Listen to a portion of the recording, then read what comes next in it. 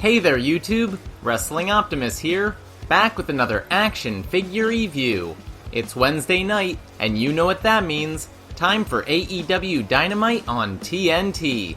We've been spoiled lately with high-profile matches, big surprises, and even bigger debuts, so it was about time for a standard issue episode of AEW's flagship show. That doesn't mean it's bad, just not as newsworthy. With that said, there's still plenty to talk about.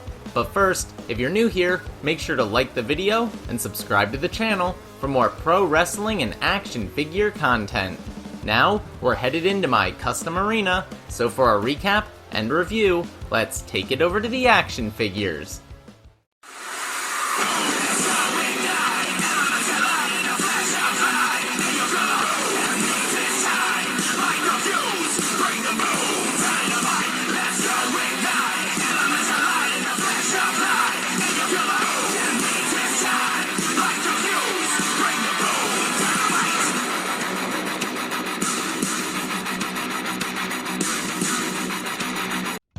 Dynamite opens with another monster pop for CM Punk as he joins commentary and references the fact that Minoru Suzuki's music got cut off last week, but more on that later.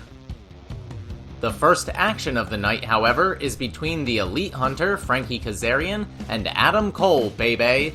It's an entertaining, mostly technical match that ends when Cole hits the Panama Sunrise and a last shot for the win. During story time afterwards, he challenges Christian Cage and Jurassic Express to a match next week against him and the Young Bucks. The Lucha Brothers and the Butcher and Blade cut dueling promos ahead of their tag team title match this Friday on Rampage.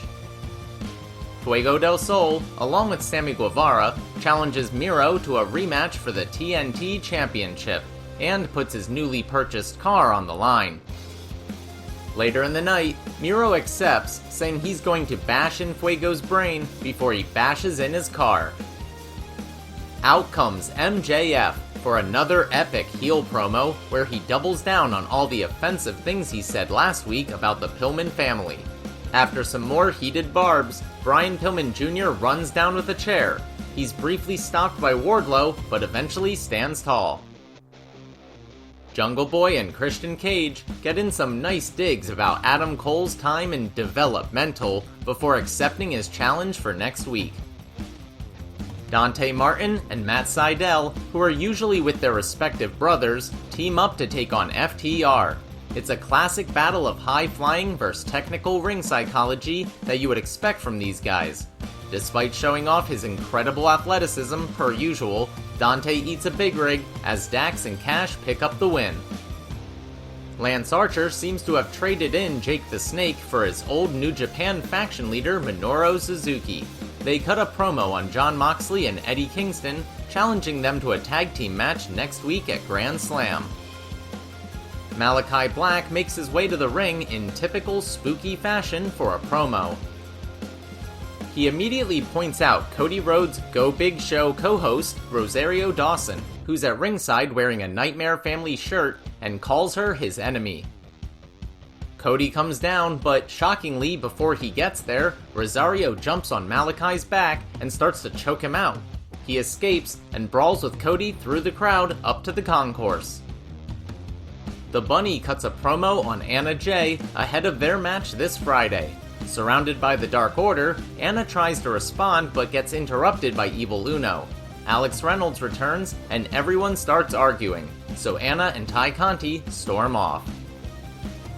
Dan Lambert continues insulting the AEW roster, which brings out Chris Jericho and Jake Hager. Jericho gets in a few shots of his own before setting up a tag team match with the Men of the Year next week. The Gun Club finally explains why they attacked Paul White a few weeks ago. Turns out, every tag team combination of their family is undefeated in AEW, yet they haven't received any opportunities, so it was time to make a statement. Next, Jade Cargill beats Layla Hirsch with the Jaded Facebuster in a short but fairly competitive match. Hirsch actually controls things for most of it, but falls to her much bigger opponent in the end. Andrade's assistant, Jose, says that Chavo Guerrero told him to interrupt last week's match with Pac, but El Idolo reminds him that Chavo is not the boss. I guess that's why Andrade beat him up. Taz and Hook confront CM Punk before Hobbs sneaks up from behind and puts him through the commentary desk. The chairman, Shawn Spears, with Tully Blanchard, takes on Darby Allin with Sting. Allin gets the victory with a coffin drop, but halfway through the match, Spears grabs a rag and wipes off Darby's face paint. Afterwards, he and Tully are joined by FTR and do the same thing to the Icon. Tony Schiavone tries to interview Bryan Danielson, but they're interrupted by Don Callis and Kenny Omega. After telling Don to shut up, Bryan challenges Omega to a non-title match so they can finally find out who's better. Callis says no, but egged on by the fans, Kenny says yes, yes, yes. In the main event, Jon Moxley and Eddie Kingston take on 2.0, who once again attack before the bell. It's no use though, as eventually, Mox and Eddie make the comeback and hit Jeff Parker with a double-team suplex lariat combo for the victory. However, that brings out Lance Archer and Minoru Suzuki, with his full entrance theme this time, for a post-match brawl into the crowd as we fade to black.